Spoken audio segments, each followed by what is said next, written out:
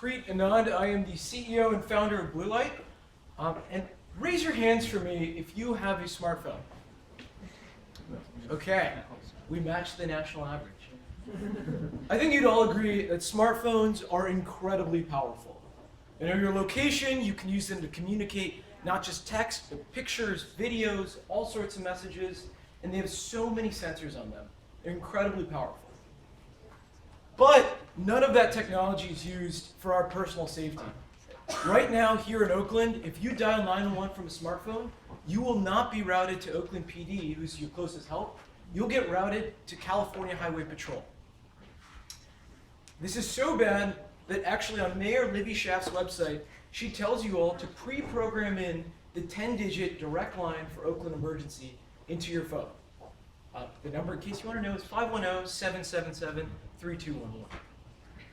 And this is a big national problem. The FCC expects that 10,000 American lives are lost every single year because of 911's location technology problems. For perspective, that's 3 times more Americans who die from that than who die every year from drowning. That's the same amount of people who are saved every year because of seatbelts in our cars. So imagine if all of the cars on every road, on every freeway, lost those seatbelts. That's where we are right now with 911. And so that's what we're focused on fixing. As BlueLight, the company is focused on bringing the standards for personal safety into the digital age. People use BlueLight to feel safer every single day when they're out and about, when they're walking home late at night. But in the event of an emergency, we route the calls better to get them the fastest, most effective help in an emergency. Sorry about that. So in her example, BlueLight helps her if she's, again, walking home late at night. She uses the feature on my way to let someone know, I'm going from point A to point B, just want someone else to know where she's at, and they get pinged automatically when she reaches home. In case there's an issue, she will get routed to the closest help, and they'll know exactly where she is. For him, if you can't tell, he's visually impaired, he's blind, has a guide dog, and one of the big challenges is that for the blind community, a lot of technology is not accessibly designed. And so BlueLight, we take a lot of pride, and we are entirely accessibly designed on iPhone with VoiceOver, on Android with TalkBack, so that way the service is entirely accessible. Also, again, in case there's an emergency, a dispatcher will ask for what are nearby landmarks. That's a little bit difficult if you're not able to necessarily see them very well. And so, again, they're able to get the caller's exact location, and soon in the future, a caller will be able to put in information about themselves, such as if they are visually impaired, if they have a guide dog, if they have any medical conditions, such as being epileptic, so that when responders have that information when they arrive on scene. Again, this is how it is in Oakland right now. On the left is what happens if you call 911. You get routed to CHP, they pick up the call and they say, 911, where's your emergency? And if it would happen right here, I'd be like, we're at the port workspaces in Oakland. Wait, sorry, you're in Oakland. 1 second, we need to transfer the call. They get up Oakland emergency. Oakland, he's at the port workspaces, and then they still have no shared context. Calls getting transferred, and then there's unnecessary wait times. Today, right now, if you use BlueLight in the city of Oakland, we route the call directly to OPD, and we give them your exact location while still connecting you live on the call. We're routing emergency calls every single day across the country. We've affirmatively helped save people's lives. Last September, we were featured in the White House's Smarter Cities Initiative. And we've also been featured in publications like USA Today and Wired Magazine. I know the resolution's not awesome right here, but that is, in case you're using BlueLight, on the bottom is the feature people use more often, on my way, which is again to let people know where you are.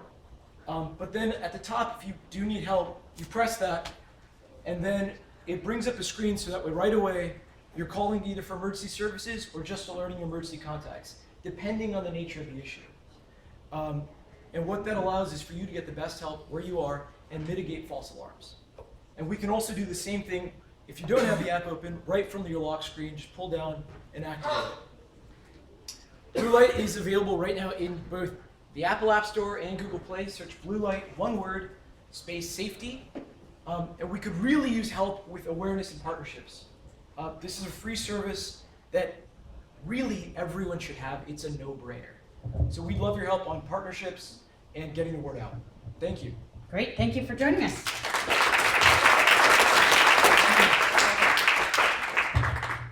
Okay, questions? I'm with San Francisco 911. How do you make sure that your systems don't fail so that people actually are waiting longer to get through? That is an awesome question. Just want to repeat the question. So how do they make sure their systems don't fail so people are waiting longer? Yeah, so we've engineered 3 levels of redundancy, both geographically as well as in terms of the speed of callbacks between APIs, that in the situation that you're not able to make a data connection quickly, or you don't have a data connection present, it'll fall back into the native 911 call right off the bat. Question over here. What's your business model? How are you going to stay in business to support your app? What's the business model? Great question. So we previously were charging people directly with consumer subscriptions, and what we basically found was that a lot of folks who had the biggest need couldn't afford that right up top. A lot of folks in the blind community, for example, have fixed income, and whatever the price, that is an impediment for people getting it. So actually, as we get geographic distribution, especially in places like college campuses where they don't have many tool sets at all on their side, since it's all starting with an IP call and a digital call, there's much more information we can provide on the dispatcher side and selling those tool sets. Do you have like an option on there if somebody just wanted to donate money to the cause? They could click a button and say, here's $10. We are planning to bring that to Android in the next 2 weeks. Great question. Thank you. Exploring pay what you want models there. So, you have Great. Question right here. Yeah, obviously data is very sensitive. How do you ensure encryption security? Encryption of the data. So, can you actually? That's an awesome question. Which data in particular? Location of vulnerable individuals. Sure. So we're not pinging location real time. Any location is queried and shared only at the point that the app is pulled up and at the point that someone is actually initiating a request for help. And at the point in the future as well, that where someone is putting in any sort of medical information about themselves, same thing there, that it's all living on device. And then in the event of calling for help, that is HIPAA consent and there's an exemption in emergency. Great question. Question over here. Have you engaged with platform vendors like Google and Apple, because it feels like something that should be on everyone's phone, and distribution seems to be really hard for you as an individual app? So the question was, have you engaged with folks like Google and Apple to put it on everyone's phones? That is the 10,000 lives question. So, yes, we've spoken with Google, Apple, Facebook Messenger, Airbnb, Life360, a lot of other vendors. And the challenge, and I would also love to hear your opinion on this, the challenge is you have a catch-22 on liability. Right now, wireline and wireless calls with 911, you're immune as it currently stands with the current system. So if you introduce a new system to improve routing, to improve performance, you're actually taking on liability. And Apple has $130 billion in the bank. So they don't want to lose that. So the problem is, until you've proven a superior standard, like either what BlueLight's doing or systems that are spec'd like NG911, until that's proven at scale as a no-brainer that has regulatory endorsement, Apple and Google have no reason to move forward in that direction, because they're actually possibly opening themselves up for loss, not gain.